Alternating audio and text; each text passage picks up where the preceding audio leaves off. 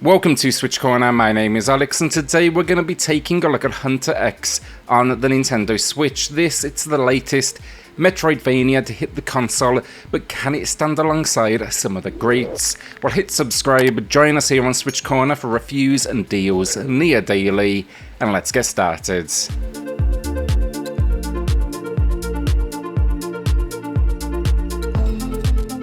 Story then, and here we take on the role of a young demon hunter. She is out on a routine hunt on the night of the deep purple moon. Along the way though, she discovers a crack that leads to another dimension. Now an adventure against all sorts of evil begins as we start to uncover what is, I guess, a twisted and dark world.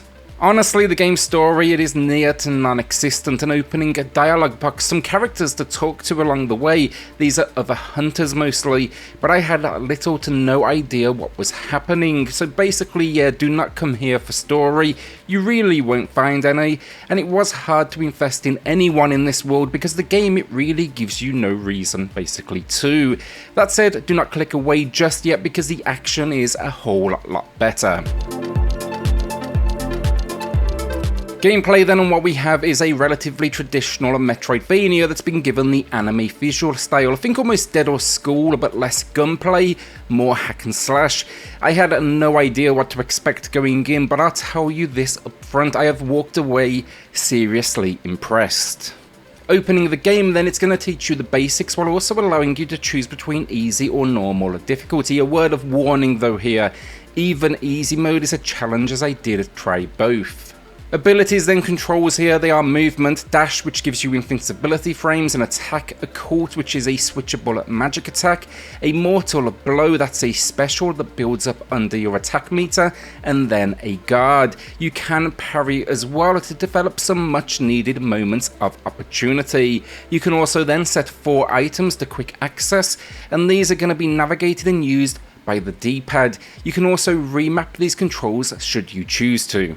Then alongside this, you can also access the map with the press of the left trigger, but I do wish this came with some sort of key to explain all of the icons. That said, you do pick it up quick enough, and this is actually a huge map, way more than I anticipated going in given the price point, and you will even unlock fast travel from portals with progression. The combat just opening the game though feels great. It's heavy, enemies have a good variety, and they'll each push you in a new way around your skill set.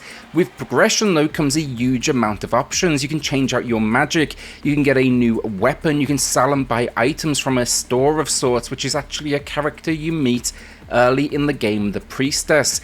These items as well, they'll be essential, everything from health potions to buffers, like think momentarily improving your strength or defense. That's particularly useful for, let's say, the bigger encounters. It just gets the balance right here. You know, customization allows you to shape your character, but it's not overwhelming, and you shouldn't find yourself spending too long in menus. Progression then is also interesting as you do it in 2 ways. There's going to be statues, these act as save points, but also give you access to your character level. That's going to be made up of vitality, strength, mind, and activity. This is basically a place to shape your character's core stats. Want more power, for example? You got it. Bigger health bar? Sure. More magic ability? And yeah, the list goes on. It's simple to understand, but you do feel that impact of leveling. Likewise then though, alongside this, pause the game, you'll see skills, and what you'll uncover here is a pretty huge skill tree that gets just the right balance of new skills, but then also a lot of stat improvements for moves, so it's never overcomplicating that core control scheme. That was kind of my fear going in, seeing the size of it. They could have easily gone over the top, but they showed the necessary restraints. The most unusual element of this skill tree though, it's actually the levels, so to speak. You'll see a larger circle in the center down the tree. You need to not only unlock enough of the prior level, so to speak, to get access to this, but then also you actually need to find this item in the world before it will unlock. Honestly, a couple of times it actually had me stumped because I'd missed a small location, so I'm not sure if it was a totally necessary spin on things. On the other hand though, I can see the reason, because it's basically another thing driving that exploration. So yeah, both leveling up then and the skill tree, that's going to use the in-game currency of karma. That's the purple diamonds you see on screen. It's also then going to be rewarded for taking on enemies, finding it in chests, or of course taking down boss encounters. Like souls then, a clear influence in its elements. If you do die, your karma remains in that place. You now need to get back there to the same spot without dying to recollect it.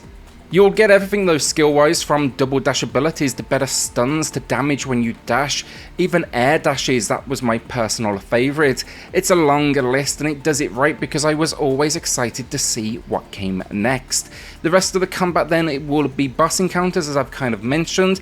Really well done. The bosses show just so much variety in their attack patterns, and they are like just absolutely frequent. I couldn't believe it. Every like 15 or so minutes there was some new epic enemy to take down. Everything here from massive skeletons to ogres to demons to mages to a particularly nasty dragon that's just a smaller sample as well. On that note, the game, it is not original in any way. It's like they sat down and said, what is every stereotypical evil bad guy from gaming, and then squeezed them into one release. That said though, it's fine because there's still constant highlights in here and they often move and attack in such unique ways. Platforming then rounds out the package. It's fine, she's incredibly responsive. Like the combat, the world gets a bit creative with moving platforms, traps, there's even gonna be the occasional puzzle.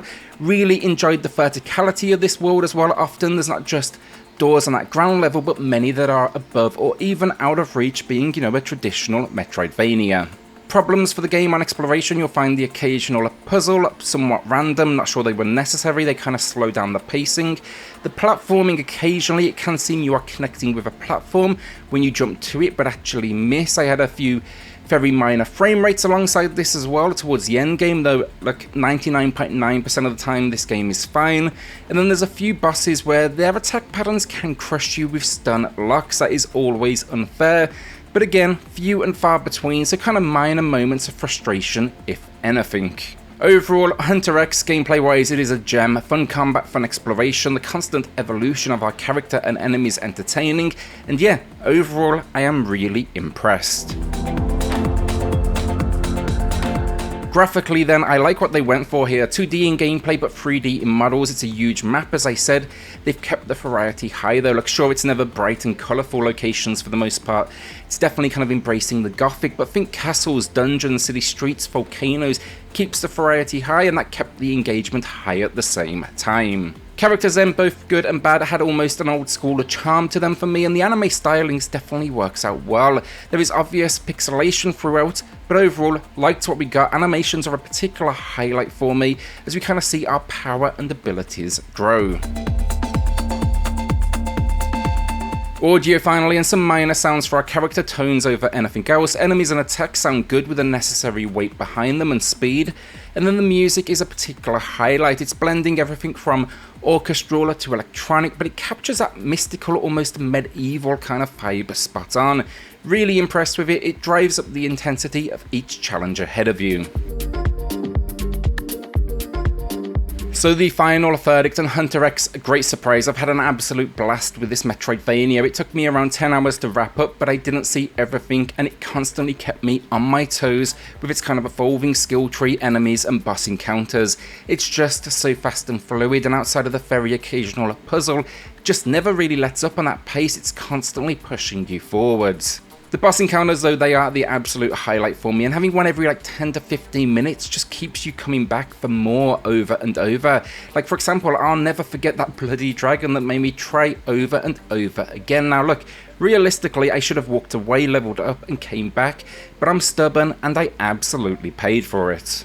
Problems, as I said, a few cheap attack patterns, finding the skill tree items in the world and not sure it's necessary, occasionally even annoying. And then our characters' hitboxes with the platforming, it can feel a little off. But that's really about it for gameplay. Also, as I've said, look, it's not original either, it's basically what are the top 10 overused enemy designs and locations in gaming, and let's mash them all together. But credit where credit is due here, it almost gives the game at the same time a very classic feel. The biggest pain point for me though, honestly, love the gameplay, the character is a badass, the world, it's constantly evolving, but then there is little to no story to back it all up. Give me a follow-up to this one, explore this world now, these characters, their backstories, and they could be onto honestly something really special.